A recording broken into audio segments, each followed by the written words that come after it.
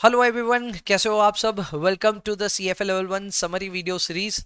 आज हम शुरू करने जा रहे हैं ऑल्टरनेटिव इन्वेस्टमेंट्स का समरी, जिसमें हम पहले लर्निंग मॉड्यूल की शुरुआत करने जा रहे हैं, जिसका नाम है alternative investments features methods and structures. बड़ा नाम है बट बहुत ही एक इंट्रोडक्टरी रीडिंग है, बेसिक सा ज्ञान है कि ऑल्टरनेटिव इन्वेस्टमेंट्स क्या होते हैं, how are alternative investments different from traditional investments. So आइए इसको कुछ ही मिनटों में फटाफट से समराइज करते हैं। Let's get started. सबसे पहले इफ यू विल सी, हमारा पहला टॉपिक यहाँ पे यही आता है कि ऑल्टरनेटिव इन्वेस्टमेंट्स और ट्रेडिशनल इन्वेस्टमेंट्स में बेसिक डिफरेंस क्या है। तो जो ट्रेडिशनल इन्वेस्टमेंट्स होते हैं वो होते हैं कैश पोजीशंस, यानी कि शॉर्ट टर्म इंस्ट्रूमेंट्स जो आप खरीदते हैं या फिर फिक्स डिपॉजिट्स में डाल देते हैं, वो सब जो चीजें होती है वो आती है traditional investment. We have stocks and we have also bonds, जो कि ट्रेडिशनल इन्वेस्टमेंट के डेफिनेशन में आती है। स्टॉक्स में भी लॉन्ग ओनली पोजीशन ही ट्रेडिशनल इन्वेस्टमेंट में कंसिडर होती है। But when it comes to alternative investments we think of fancy names here. हम यहाँ पे hedge funds, private equity, real estate, commodities, infrastructure, illiquid securities जैसे कई सारे एवेन्यूज में इन्वेस्टमेंट कर सकते हैं। अब इन सारे इन्वेस्टमेंट्स को करने के पीछे हम डिटेल में हर एक चीज को टटोलेंगे और थोड़ा सा समझेंगे। बट जो इलिक्विड सिक्योरिटीज है उसको यहीं पे मैं डील करके खत्म कर देता हूं। इलिक्विड सिक्योरिटीज में आते हैं बेसिकली आपके कुछ कलेक्टिबल्स जो कि होते हैं आर्ट वगैरह, एंटीक आइटम वगैरह। कई लोग इसको भी खरीद करके रखते हैं और उसकी अप्रिसिएशन का वेट करते हैं, प्राइस की अप्रिसिएशन का। इसके अलावा वी हैव इंटेंजिबल्स, जहां पे पेटेंट्स वगैरह को भी खरीदा जा सकता है, so that could also be considered here. We also have certain digital assets जिसमें क्रिप्टोज, एनएफटीज वगैरह वो सब आ जाते हैं। तो ये सारे भी आज की डेट पे ऑल्टरनेटिव इन्वेस्टमेंट यूनिवर्स में आते हैं। एंड इसके अलावा जो बाकी सारे स्टफ आते हैं वो तो आते ही हैं, जैसे कि हेज फंड है, प्राइवेट इक्विटी है, रियल एस्टेट है, कमोडिटीज है, इंफ्रास्ट्रक्चर है, एवरीथिंग एल्स। करेक्ट। चलो, इसके अलावा नेक्स्ट हमारा जो टॉपिक है वो है features and benefits of AI. तो features and benefits of AI की अगर मैं बात करूं यहाँ पे, तो यहाँ पे सबसे पहले फीचर्स में आता है कि भाई आपको ऑल्टरनेटिव इन्वेस्टमेंट में एक्सपोजर लेने के लिए स्पेशलाइज्ड नॉलेज की जरूरत है। अगर आप स्पेशलाइज्ड नॉलेज, जरूरी नहीं है खुद को ऑब्टेन करना है, you can also hire an expert who can manage alternative investments for you. But जरूरी है, आप जितना ट्रेडिशनल इन्वेस्टमेंट में खुद से ही सब कुछ मैनेज कर लेते हैं उतना ऑल टाइम में करना डिफिकल्ट है। You will always need certain managers in between and इसीलिए स्पेशलाइज्ड नॉलेज की जरूरत पड़ती है। नंबर 2, इलिक्विड इंस्ट्रूमेंट्स है, ज्यादातर यहाँ पे इलिक्विड सिक्योरिटीज है एंड ज्यादातर लॉन्ग टर्म इन्वेस्टमेंट्स है, तो उसके लिए प्रिपेयर्ड रहना चाहिए। एंड ये लो कोरिलेशनशिप जरूर ऑफर करता है when you compare it with traditional investments, and उसी की वजह से आपको यहाँ पे एक डाइवर्सिफिकेशन बेनिफिट भी देखने को मिल जाता है। ये है कुछ basic features of alternative investments. वहीं पे बेनिफिट्स की बात में वापस यही पॉइंट रिपीट हो रहा है that you have low correlationship with the traditional investments. हालांकि ये डिबेटेबल टॉपिक है, ऐसा माना जाता है that when the market goes into turmoil, उस केस में alternative investments and traditional investment के बीच की जो कोरिलेशनशिप है वो लो नहीं रहती, वो भी हाई हो जाती है। सो दोनों ही जगह पैसे एकदम धुआंधार जा रहे होते हैं। करेक्ट। सो लो कोरिलेशनशिप वाला जो पॉइंट है वो थोड़ा डिबेटेबल है, बट फिर भी ऐसा माना जाता है that if you are holding a significant traditional investment portfolio, you should also be investing some portion in alternative investments as well, because that will offer you diversification. इसके अलावा बेनिफिट्स में पोटेंशियली हायर रिटर्न्स के chances होते हैं। अब इस पे तो बेसिक एक एग्जांपल ही दे सकता हूं मैं कि अगर आप स्टॉक मार्केट में लिस्टेड सिक्योरिटीज में इन्वेस्ट करेंगे, यू विल मेक मनी, और if you have the skill set obviously you can make money. But वो कितने बना सकते हैं आप? 15, 20, 25%, 30%। But if you invest in private equity fund, या फिर में if you invest in venture capital fund, या फिर आप किसी स्टार्टअप में पैसे लगाएं, तो उस केस में definitely the returns could be magnified. यहाँ पे फिर परसेंटेज में नहीं, टाइम्स में बात होने लग जाती है। So that can happen. So significant returns are possible, और इसके पीछे वैलिडेशन भी दिया गया है कि क्यों सिग्निफिकेंट रिटर्न्स मिलेंगे आपको। सिग्निफिकेंट रिटर्न्स मिलने का पहला रीजन ये बोला है कि most alternative investment securities are basically illiquid. क्योंकि वो इलिक्विड है, उस वजह से वहां पे आपको ज्यादा रिटर्न्स अपने आप ही ऑफर हो जाते हैं बिकॉज ऑफ इलिक्विडिटी प्रीमियम। इसके अलावा markets are also lesser efficient. So ये भी बात है कि traditional markets are well developed markets, इसके मुकाबले ऑल्टरनेटिव इन्वेस्टमेंट्स आर उतने डेवलप नहीं है, उस वजह से लेसर एफिशिएंट मार्केट्स में there are chances of making more and more return because of mispricings. Other characteristics में अगर हम आए तो information asymmetry is a big part here. यहाँ पे आपका मैनेजर आपसे ज्यादा जानता है, सो क्लियरली उसके पास इंफॉर्मेशन ज्यादा, आपके पास कम है, तो ये इंफॉर्मेशन असिमेट्री वाली सिचुएशन है। ये ट्रेडिशनल मार्केट्स में नहीं होता। Traditional markets highly regulated space में होते हैं, वहां पे मैनेजर्स को बहुत टाइमली इंफॉर्मेशन स्टॉक एक्सचेंजेस को देनी पड़ती है। अगर मैं लिस्टेड कंपनीज की बात करूं तो वो इंफॉर्मेशन आप तक आ ही जाती है। So as a shareholder आप तक इंफॉर्मेशन तो पहुंच जाएगी, अब आप उसे यूज करें नहीं करें वो बात की बात है। आगे आता है इंसेंटिव बेस्ड फीस। ये भी काफी अलग सा एक स्ट्रक्चर है। ट्रेडिशनल इन्वेस्टमेंट में ऐसा कभी नहीं होता है कि आपके प्रॉफिट के ऊपर manager will take his cut, but ऑल्टाई में ऐसा होता है। ऑल्टरनेटिव इन्वेस्टमेंट्स में आपके परफॉर्मेंस, यानी कि मैनेजर ने आपके लिए ऑल्टाई का परफॉर्मेंस रखा, अब वो ऑल्टाई की परफॉर्मेंस के बेसिस पे आपका उस पोर्टफोलियो की परफॉर्मेंस के बेसिस पे वो प्रॉफिट का सर्टेन परसेंटेज रखेगा अपने पास में। इसको कई नाम से जाना जाता है, जैसे कि इंसेंटिव फी, कैरिड इंटरेस्ट, या फिर परफॉर्मेंस फी, कुछ भी नाम से आप इसको बोल सकते हैं। ऑल्सो यहाँ पे हिस्टोरिकल डेटा की लिमिटेशन है। हिस्टोरिकल डेटा अगर मिल भी गया तो वो कितना हद तक रिलायबल है, दैट इज डिबेटेबल। ये चीज ट्रेडिशनल इन्वेस्टमेंट्स के केस में बहुत कम है। एंड इकोनॉमिक स्ट्रेस में मैंने जैसा आपको कहा था कि जो को रिलेशनशिप है वो इतना ज्यादा बढ़ जाता है कि आप जिस डाइवर्सिफिकेशन बेनिफिट के लिए ऑल टाइम में इन्वेस्ट किए थे वो बेनिफिट आप तक पहुंचते ही नहीं है। Next we are jumping on to an interesting category या interesting I would say concept, और वो interesting concept है private capital का। Now private capital is a concept associated with your capital deployment privately into either equity or into debt। क्या ये possible है? एकदम possible है। अब इसको सिर्फ इस तरह से समझना चाहिए कि हम लोग आमतौर पे तो स्टॉक मार्केट पे तो इन्वेस्ट करते ही हैं, but that is a public investment. We are investing into publicly traded securities. But अगर आप प्राइवेटली भी इक्विटी खरीद रहे हैं then that becomes private equity, and privately अगर आप डेट में इन्वेस्ट कर रहे हैं then that becomes private debt. ये कैसे वर्क करता है आइए देखते हैं। प्राइवेट इक्विटी में देखो आपके पास क्या क्या एक्सपोजर्स हैं। या तो आप किसी प्राइवेट कंपनी में इन्वेस्ट कर दें, supposedly there is a company which is in pre IPO stage, तो उस केस में ग्रे मार्केट में जाकर के आप चाहें तो उस कंपनी के शेयर्स को परचेज कर सकते हैं। Many people do that. तो वो जो है ये एक तरह का प्राइवेट इन्वेस्टमेंट हो गया, इसे हम प्राइवेट इक्विटी कह सकते हैं। इसके अलावा you can also invest in companies which are currently public but आगे जाकर के वो प्राइवेट हो जाएंगी, यानी कि उन कंपनीज को पब्लिक से प्राइवेट में ले जाया जाएगा। The company have plans for that. So इसको हम कहते हैं companies which are scheduled to be privatized। उस केस में भी you can invest in these companies. These companies will also be considered as your private equity investments. We have also options like leveraged buyouts. Leveraged buyouts वो situation होती है जहां पे a huge loan will be taken to control the entire company, और huge loan will be taken to buy the entire company. अब ये आमतौर पे बहुत सिंपल सा सिनेरियो है जहां पे मान लो कि कोई प्रमोटर है, कोई प्रमोटर ग्रुप है जिसने इस कंपनी को चलाया, एक कंपनी को बहुत अच्छे लेवल पे ले गया, मैच्योर कर दिया कंपनी को। आज कंपनी 25-30 साल से 25-30 ईयर से ऑपरेट कर रही है, लेकिन कंपनी की जो प्रोफेशनल मैनेजमेंट है उसको ऐसा लगता है कि अब प्रमोटर ग्रुप को एग्जिट दे देना चाहिए और हम खुद इस कंपनी के ओनर बन जाने चाहिए।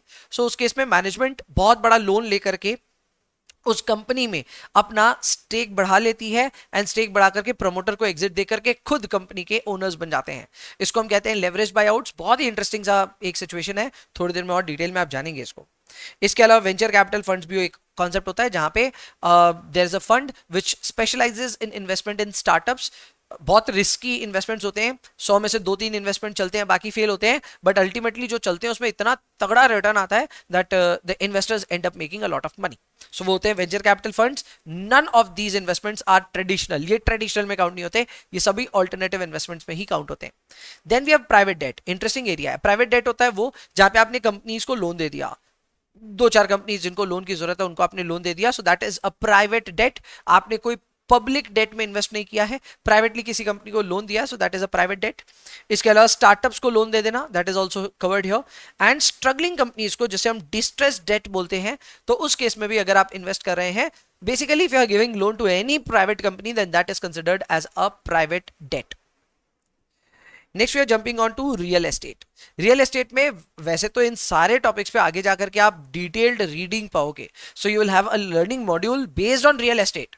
सो आगे जाकर के इसको डिटेल में पढ़ोगे, बट यहाँ पे फिर भी बेसिक समझ लेते हैं। रियल एस्टेट के बेसिक जो टाइप्स हैं उनमें 2 तरह के होते हैं, रेजिडेंशियल एंड कमर्शियल। सो ये 2 तरह के इन्वेस्टमेंट्स पॉसिबल है। इसके अलावा स्ट्रक्चर्स की अगर हम बात करें तो स्ट्रक्चर्स में आप ओनरशिप की बात अगर करें तो ओनरशिप फुल या फिर लेवरेज्ड ओनरशिप पॉसिबल है। फुल ओनरशिप तब होती है when you are paying entirely for the home loan, और फॉर होम लोन नहीं बोलना चाहिए मुझे, एंटायरली फॉर द प्रॉपर्टी।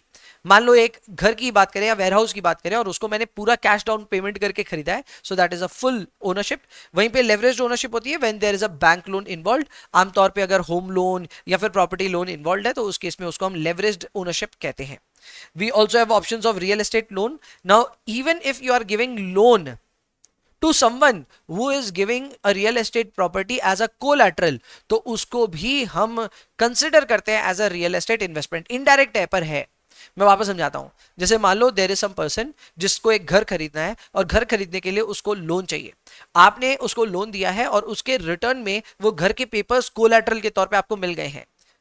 ये तो कोई भी हालत में आपको नहीं लग रहा होगा ना ये रियल एस्टेट इन्वेस्टमेंट है, but it is an indirect real estate investment. क्योंकि कल को ये लोन डिफॉल्ट हुआ तो आपके हाथ में क्या आएगा, आपके हाथ में वो पूरी प्रॉपर्टी आ जाएगी। So you will get the exposure of real estate if certain certain conditions are met. So इसीलिए वो सिचुएशन को भी हम लोग रियल एस्टेट में ही कवर करते हैं, and this is considered as an indirect debt exposure into real estate. So वो भी यहाँ पे रियल एस्टेट में एक्सपोजर कंसिडर होगा। इसके अलावा you can also invest in certain securities, जहां पे बैकिंग में या तो रियल एस्टेट या फिर कोई मॉर्गेज है, जिसको हम आगे जाकर के पढ़ेंगे, mortgage back securities, asset back securities के टॉपिक के तौर पे। अभी for the timing this is too technical, तो अभी इसको समराइज करने का भी पॉइंट नहीं बनता।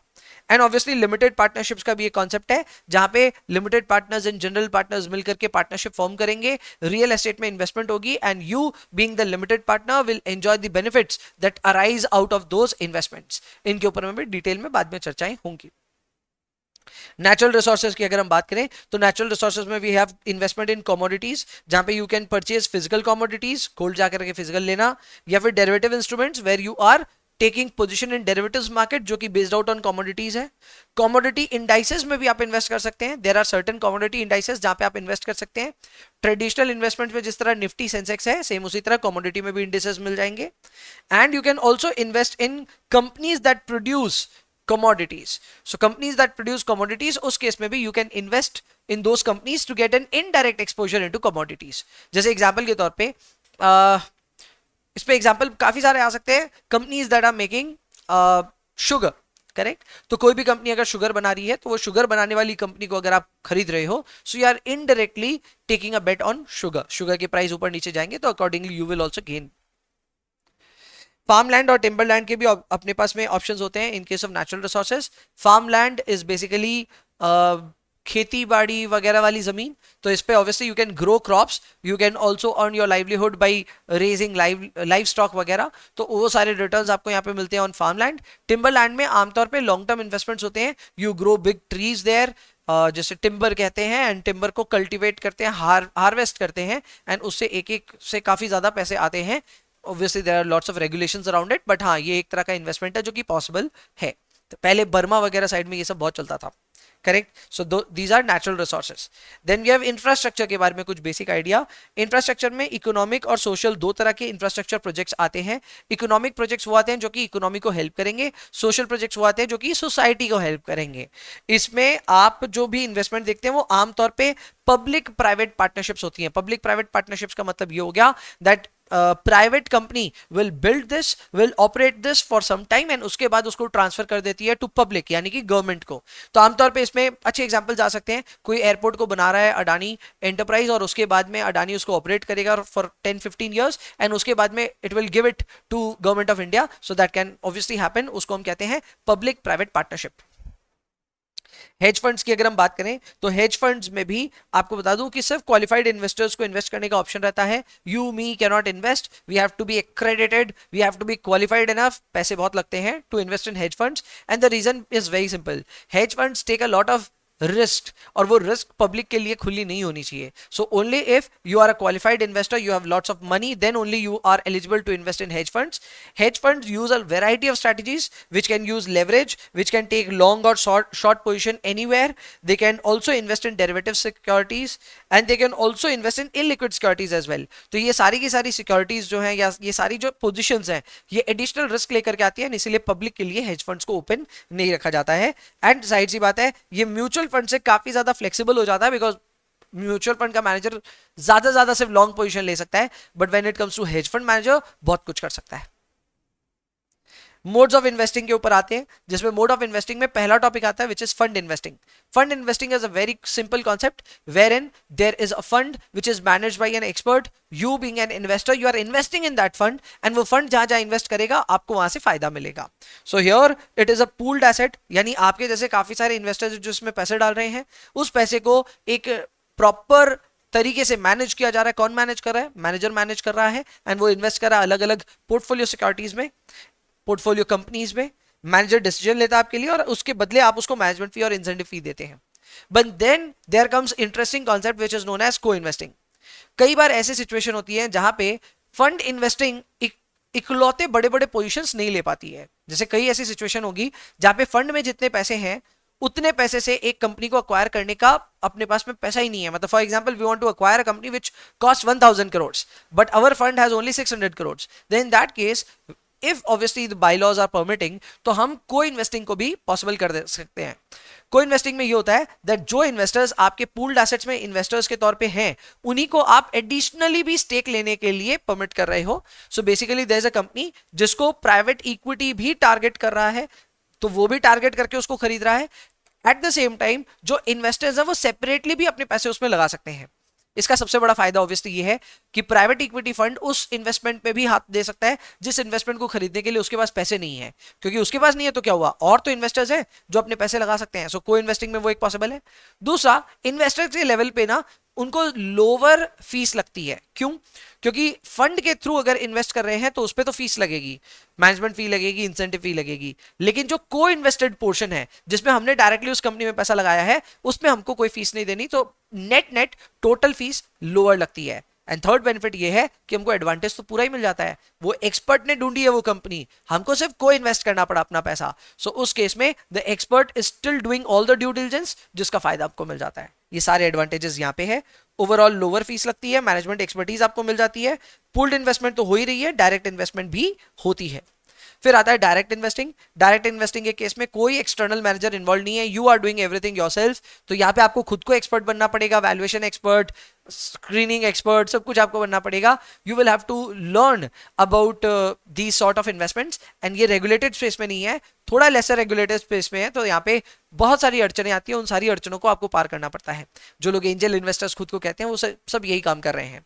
सो these involve no external managers, आपको एक्सपीरियंस इन्वेस्टर होना पड़ेगा, कोई फीस नहीं लगेगी, ज्यादा कंट्रोल आपके पास में होगा because you are directly taking a bet in the company, so you can also sit on their board. So आपको ज्यादा कंट्रोल मिलता है। इसमें डाइवर्सिफिकेशन के चांसेस अपने आप कम हो जाते हैं because you are investing directly in a company. So एक ही बार में एक ही कंपनी में बहुत ज्यादा पैसा आपको डालना पड़ रहा है, but when it comes to investing through a fund तो आप अपने फंड में 1 करोड़ रुपए ही डाले हैं, उस 1 करोड़ में आपको मल्टीपल स्टार्टअप्स में एक्सपोजर मिल जाता है। सो डेफिनेटली वहां पे आपको डाइवर्सिफिकेशन पॉसिबल है, पर यहाँ पे डाइवर्सिफिकेशन पॉसिबल नहीं है।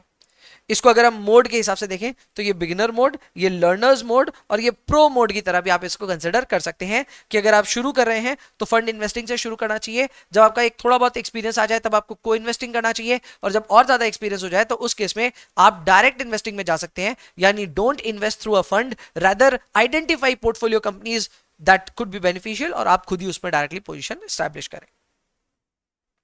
इसके अलावा next concept is limited partnerships. इसके बारे में मैंने चर्चा करी थी। यहां पे एक जनरल पार्टनर होगा, एक लिमिटेड पार्टनर्स होंगे। जनरल पार्टनर वो होता है जो कि मेजरली सारा मैनेज कर रहा है, इस पूल ऑफ एसेट्स के पैसे कहां लगेंगे, कौन से पोर्टफोलियो कंपनी में लगाना है, कितना पैसा, सब आइडेंटिफाई कर रहा है, ये होता है जनरल मैनेजर। और वहां पे लिमिटेड पार्टनर्स आते हैं जो होते हैं क्वालिफाइड इन्वेस्टर्स, इनके पैसे लगे हैं इस पूल्ड एसेट्स में। तो यहां पे जो जनरल मैनेजर्स हैं, जाहिर सी बात है जो जनरल मैनेजर है वो फीस लेगा for the work that he is doing, तो वो मैनेजमेंट फी और इंसेंटिव फी कलेक्ट करता है किससे, फ्रॉम लिमिटेड पार्टनर्स। बट हाँ, इसमें अगर हम जनरल पार्टनर की बात करें तो उसकी डिसीजन मेकर वो जरूर है, पर उसकी लिमिटेड नहीं अनलिमिटेड लाइबिलिटी बन जाती है। इसके अलावा मैनेजमेंट फी और इंसेंटिव फी वो रिसीव करता है। वहीं पर लिमिटेड पार्टनर्स के केस में डिसीजन मेकिंग उनकी नहीं है, पर उनका पैसा भी सिर्फ कमिटेड कैपिटल जितना ही है, इन्वॉल्व कमिटेड कैपिटल के बियॉन्ड उनका कोई भी पैसा इन्वॉल्व नहीं है।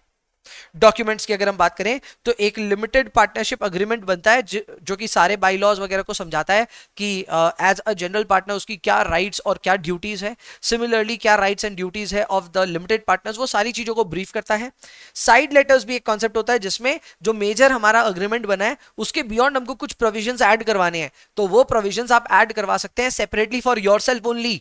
सो ये साइड लेटर्स में आपको स्पेशली अगर अपने लिए कोई कंडीशंस ऐड करवानी है तो आप वो ऐड करवा सकते हैं। जैसे इसमें एक्सक्यूजल राइट जैसे कॉन्सेप्ट्स हैं, स्पेशल कॉन्सेप्ट्स हैं जो आप अपने सेलेक्ट पार्टनर्स के साथ में खुद अग्रीमेंट में डालना चाहते हैं, तो अग्रीमेंट में तो नहीं डाल सकते बिकॉज दैट इज स्टैंडर्डाइज्ड। सो उस केस में you will introduce side letters in that case. हालांकि इसी को मैं कह सकता हूं वापस कॉन्ट्राडिक्ट करने के लिए there are other clauses as well.